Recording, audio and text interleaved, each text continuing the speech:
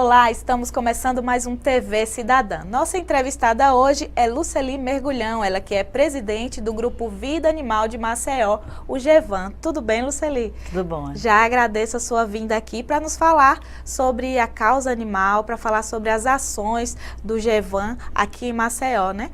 Eu queria saber, né, como que surgiu o grupo. Você já veio aqui, já nos deu entrevista, mas para aquelas pessoas que não assistiram, qual é realmente o grande objetivo do GEVAN? Primeiro, obrigado, né, por mais essa oportunidade. Sempre é muito útil, ajuda muito os animais, inclusive.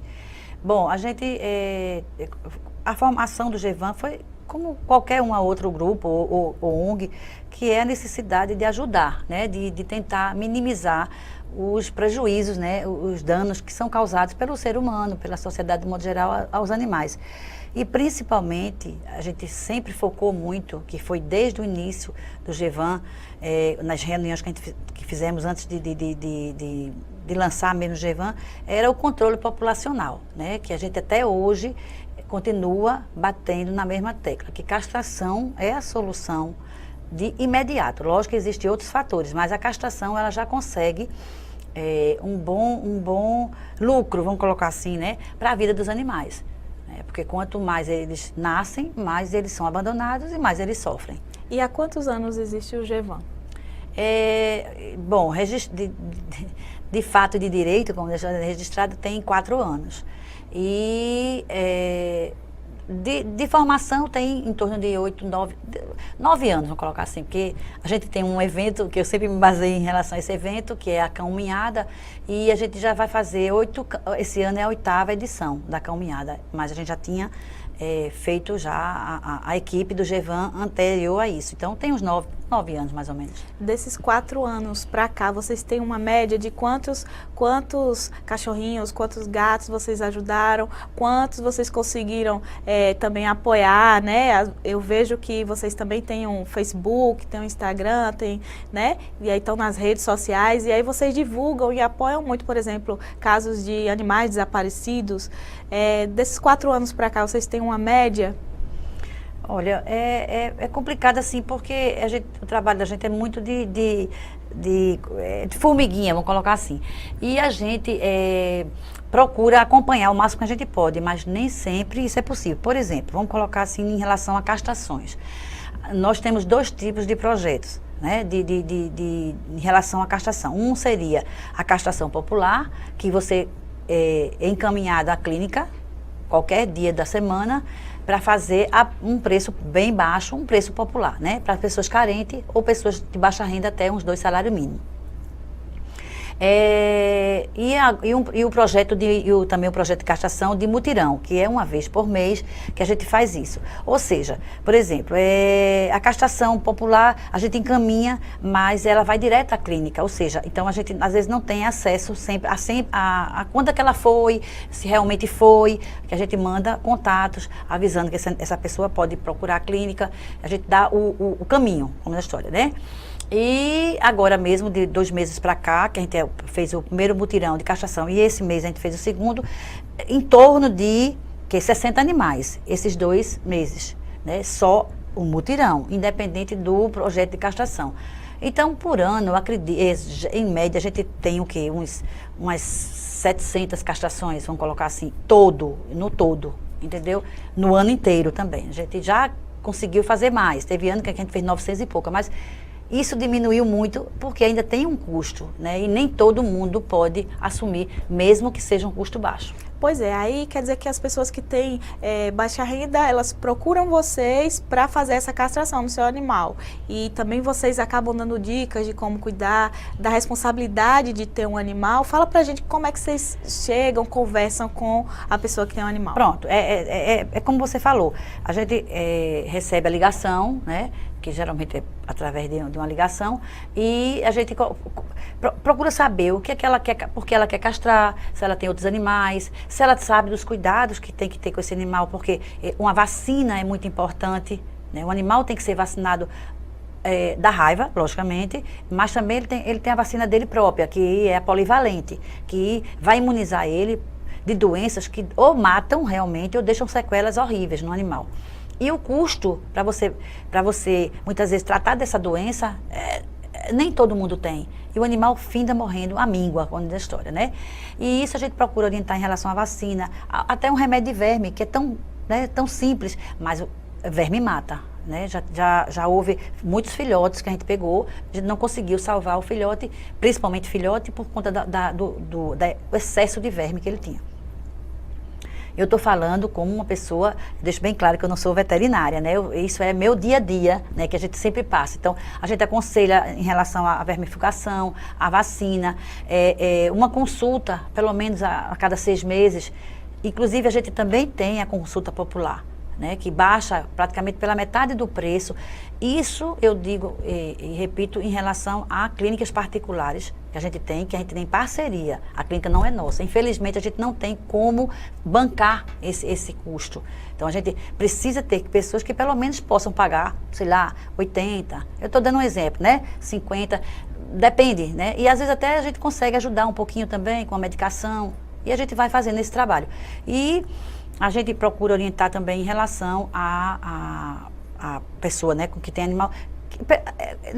Não ter animal mais do que ela pode manter também, porque isso é muito importante. Muitas vezes a pessoa realmente gosta, se envolve com aquele animal que está na rua, né? Então, procure outra maneira de ajudar aquele animal que está na rua, porque você tem já um número de animais em casa que muitas vezes não comporta mais trazer outro animal.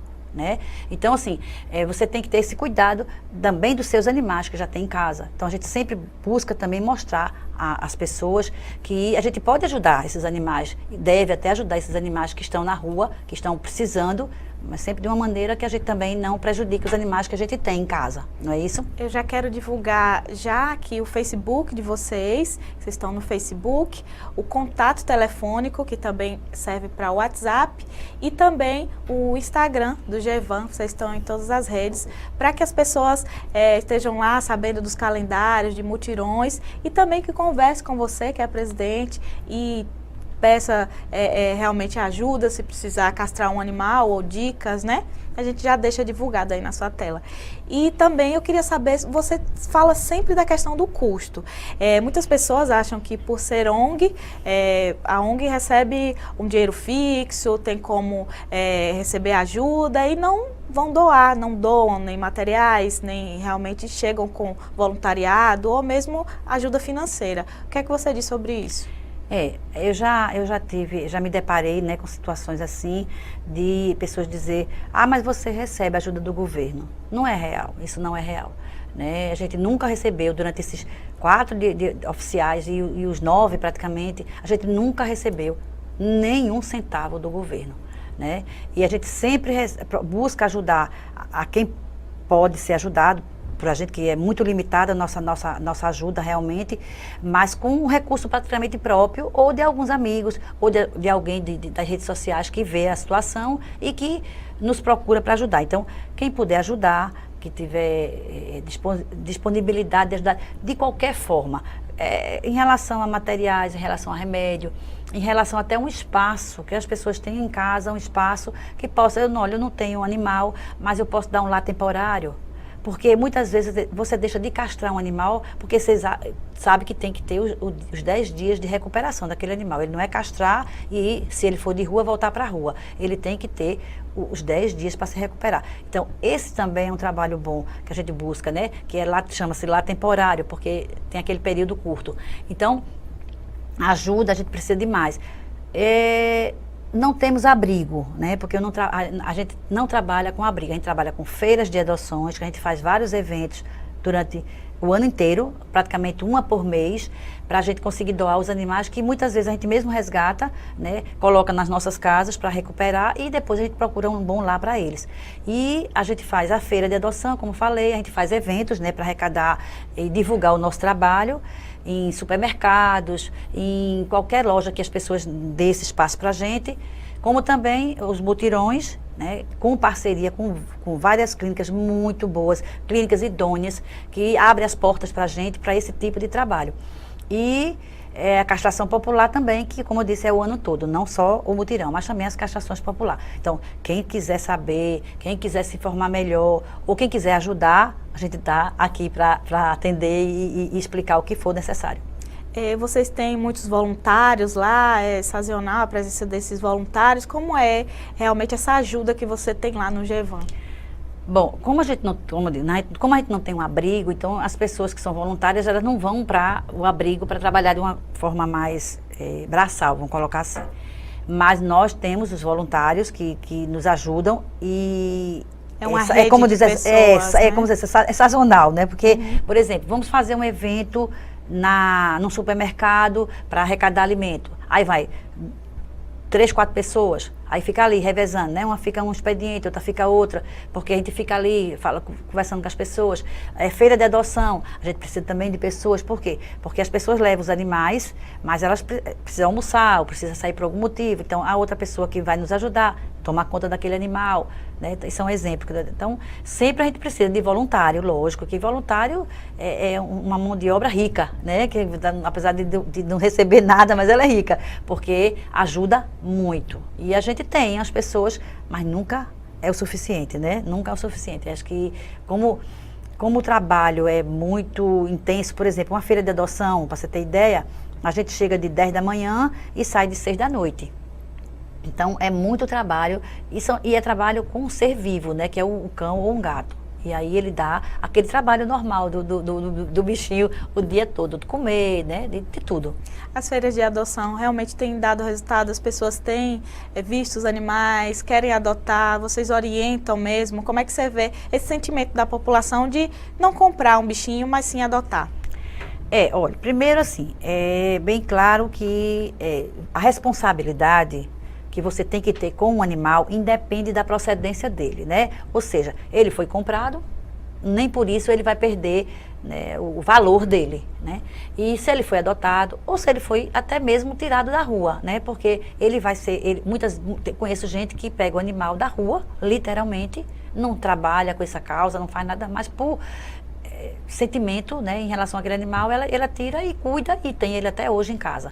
Então, assim, independente da procedência dele, as pessoas têm que ter responsabilidade. Um animal vive, em média, 15 anos. Então, se você pega ele filhote, você vai ter que ter 15 anos para ele. E a parte de adulto dele é complicada, mas a parte da velhice dele é muito mais complicada ainda. Como a gente tem as doenças próprias da nossa, né, idade, na terceira idade, e aí, por aí vai. Então tem que ter essa responsabilidade da alimentação, né, de todo mundo da casa estar de acordo. Não adianta só eu gostar e um outro não gostar dentro de casa, né? Porque vai gerar um mal-estar para todo mundo e para o animal também. Tem que ser uma coisa acordada e respeitada entre todos. Ok, Luceli, a gente já vai falar mais sobre todas essas questões do grupo Vida Animal, vai falar mais sobre as ações, também sua opinião sobre todas as leis aí que a gente tem, se essas leis estão um pouco soltas, se realmente há a questão da punição para quem maltrata os animais, mas já, depois do intervalo. Até mais.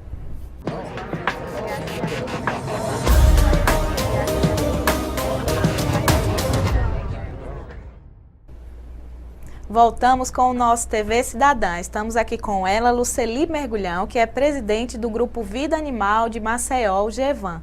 Luceli, no bloco anterior a gente estava falando da questão das responsabilidades com o animal e a gente queria falar nesse bloco também sobre as leis, né? As leis que punem aí as pessoas que cometem os crimes contra os animais. Qual a sua opinião sobre essas leis aqui no Brasil? Será que elas funcionam realmente? Existem? Como é que é? Bom, existem algumas leis realmente, né, em relação ao maus tratos.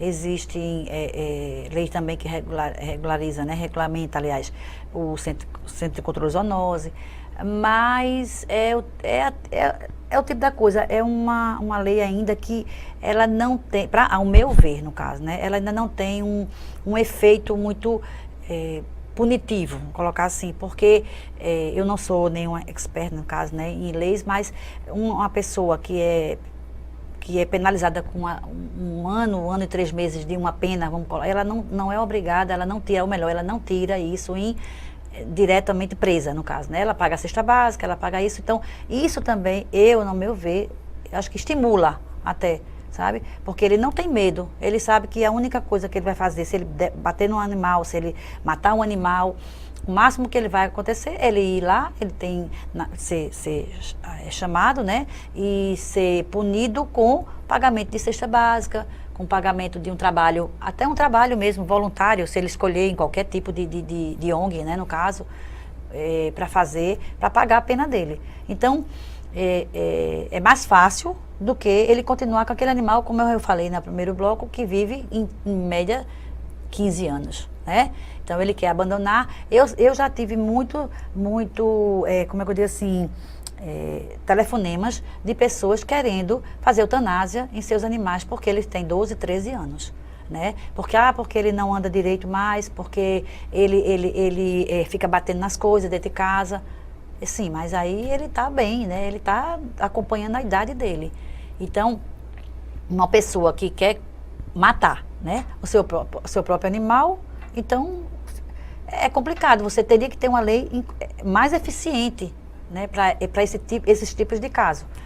Multas altas serviriam, no caso, para tentar punir mais, se mexer no bolso de quem maltrata? Eu acho que, eu vejo por esse lado. Acho que se você tivesse os dois tipos de punição, que seria ficar com a ficha suja, vamos colocar assim, né? E, além de tudo, uma multa. Porque eu vejo por esse lado também da parte social da coisa. O animal na rua, que ele abandona, ou ele deixa um animal na rua para procriar, porque uma cadela, ela vai ter outros filhotinhos. Uma cadela de porte médio para grande, ela tem em média 10 animais, ela tem 10 filhotes. Então, esses filhotes vão ser criados na rua, onde vão ter dejetos, né, deles, onde eles podem avançar em pessoas na rua, porque eles têm tem que se defender, como da história, né? Então, ele não sabe que não deve morder uma pessoa na rua, uma criança. Ele não sabe isso, mas ele sabe que tem que se defender.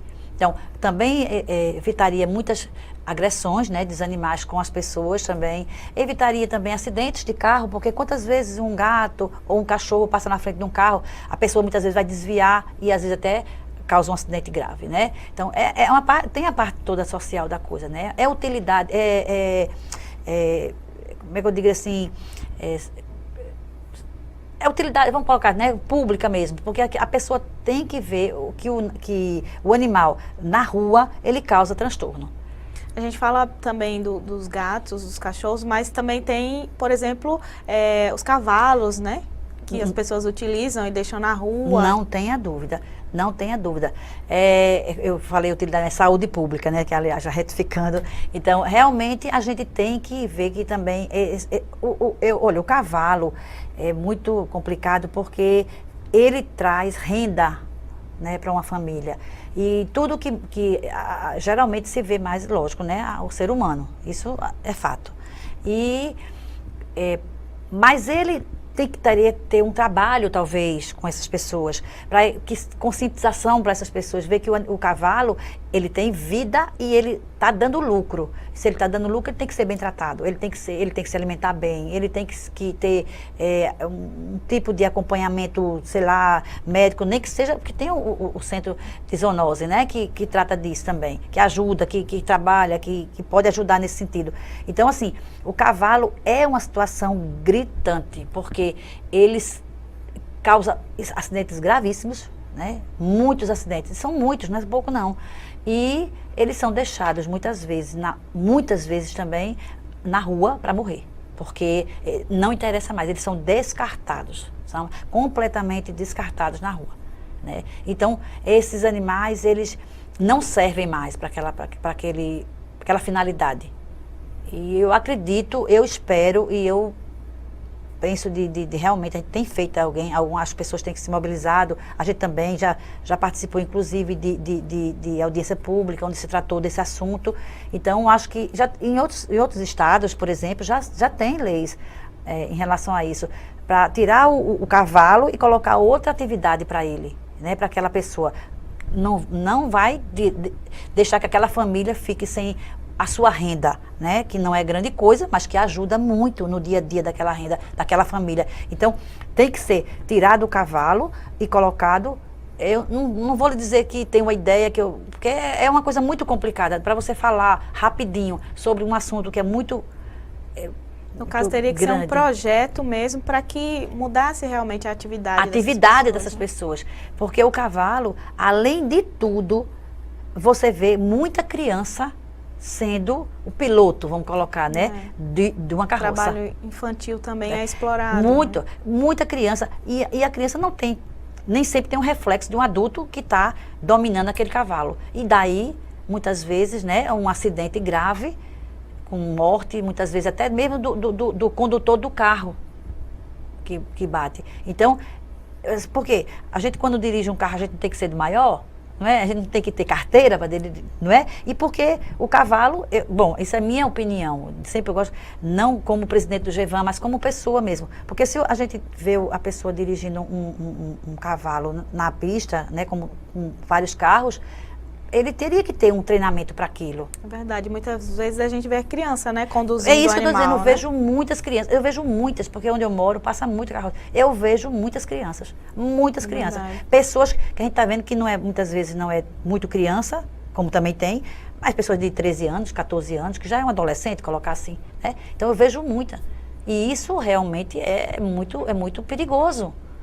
Então, vamos ver por esse lado, então, né? Então, tem que ter um trabalho, né? Isso tem que ser pensado.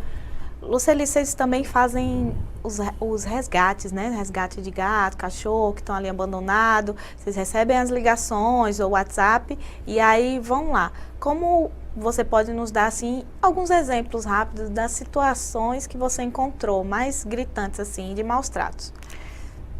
Olha, eu já recebi, né, no caso, várias. Infelizmente, nem todas, mas o mínimo a gente pôde fazer, o mínimo. Tem que ser coerente com a nossa realidade, né, o mínimo. Porque primeiro eu tenho que saber que aquele animal que eu vou lá, que eu vou buscar, eu tenho que ter um lugar para ele. Então, eu tenho que já ir, como a gente não tem um espaço próprio, a gente não tem uma sede, a gente não tem um abrigo, não temos nada, longe disso. Então, a gente se vale muitas vezes desses lares temporários que eu falei para você, né? Que as pessoas podem ajudar nesse... ou da própria casa, né? Ou da nossa casa ou de um voluntário. Então, a gente já foi, muitos. Teve alguns que, inclusive, nem sobreviveu, no caso, né? Já teve um animal, há muitos anos atrás, inclusive, que um rapaz pegou e nos chamou para tentar ajudar, e não, infelizmente, que não deu para salvar, que ela tinha sido, ali no Bebedouro, que ela tinha sido acidentada com trem. Então, ficou horrível o animal, horrível. Foi uma cena que até hoje eu não esqueço. Mas, pelo menos, ela morreu com dignidade, né? A gente tem que ver que nem sempre a gente pode salvar, mas a gente pode ajudar. E outros, como essa última vez que eu peguei, era um senhor de idade e ele gostava do animal. Só que ele não tinha ainda aquele entender que o animal adoece, que precisa de veterinário, que precisa de cuidados. E a cadela estava com um tumor imenso, né? E mesmo com aquele tumor, ela tinha acabado de parir. Então, a gente foi lá, eu peguei o animal, né? Ele entregou e tratei dela uns 4 meses para ela se recuperar e graças a Deus hoje ela está muito bem. Tenho contato porque a pessoa que ficou com ela, que adotou, né? É um caso assim, só... Porque existem vários, né? São muitos. Diários. Né? Muitos. Inclusive, alguns estão na minha casa, né?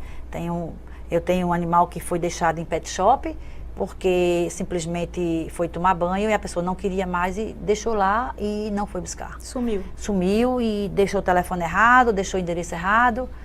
E eu peguei o animal, essa é a primeira minha que está lá em casa. Essa tem em torno de 16 anos, porque ela já peguei ela adulta, né? E um parênteses que eu queria abrir em relação a esse maus tratos e tudo é o seguinte: as pessoas não querem adotar animais adultos. E principalmente se ele tiver uma certa idade, né? Eu faço feira de adoção e a gente muitas vezes sai chorando das feiras, porque vamos supor, 10 animais, tem 5 filhotes e 5 adultos. Você pode ter certeza que os 5 filhotes vão ser adotados, mas os 5 adultos não. E não é uma coisa esporádica, não é. É uma coisa certa. Você já sabe que daqueles 5 ou daqueles 10, talvez um será adotado. Entendeu? Então, isso também é uma coisa que a gente consegue, que a gente tenta bater, né? Conscientizar as pessoas que o animal adulto, ele aprende, ele lhe ama do mesmo jeito. Eu me lembrei do assunto por conta dessa minha que eu peguei no pet shop, que hoje ela está muito idosa mesmo, e ela tem em torno de, comigo ela tem 13 anos, e não estava nem ativa ainda, né? Mas comigo ela tem 13 anos, ou seja, e ela já era bem adulta, ela tem em média uns 16 anos hoje. Que bom. Agora eu queria saber sobre a caminhada. Vai ter esse ano? Quando vai ser? Como é que está o projeto aí? Como é que as pessoas fazem para participar? Bom, a caminhada é sempre em outubro. E a gente sempre fazia no começo de outubro, que é no 4 de outubro, que seria a semana, né, de São Francisco de Assis, padroeiro dos animais. Só que de uns 2 anos para cá começou a chover muito nessa época e a gente agora está adiando sempre para o final do mês. Apesar que esse ano a chuva está o ano inteiro, né, no caso. Então a gente está pensando em fazer realmente em torno do dia 28, 26, 20, a última semana praticamente de outubro. Mas já está tudo certo, é a 8ª edição, como eu falei. Já tem gente até nos procurando que sempre colabora com a gente, né? Gente assim de empresas, essas coisas que sempre dá alguma coisa para a gente doar lá, para a gente fazer aquela festinha com todo mundo que comparece. Graças a Deus é o 8º ano, a 8ª edição, e eu fico muito feliz porque não é fácil você manter uma festa, né, assim, tantos anos seguidos, né? E aí é o bichinho e o seu dono, é isso? É uma festa, dessa vez é uma festa, porque geralmente na feira de adoção não é muito festa não, mas essa festa é para eles e para os donos. Então, vão de fantasia, vão brincar, tem música, a gente sempre bota, porque o dono... Qual o local desse ano? Sempre no Vera Arruda, devido ao espaço, né? Ali na Praça Vera Arruda, porque o espaço é bom, não tem perigo de carro, né? Não tem nada, né? Sempre é naquele mesmo lugarzinho todo ano. Ok. Luceli, obrigada por sua participação. Já deixo aqui as palavras finais para você. A gente está no último minuto do nosso programa e já agradeço também ao telespectador. Eu agradeço muito a vocês, como sempre, e agradeço a todo mundo, né, que está nos vendo e nos ouvindo. E quem puder e quem quiser ajudar, ligue para mim. É verdade, tá aí todos os telefones, o telefone também, Facebook, né, Instagram, Gevan Maceió. Vocês estão aí na rede social. Obrigada. E obrigada também, telespectador do TV Cidadã. Até mais.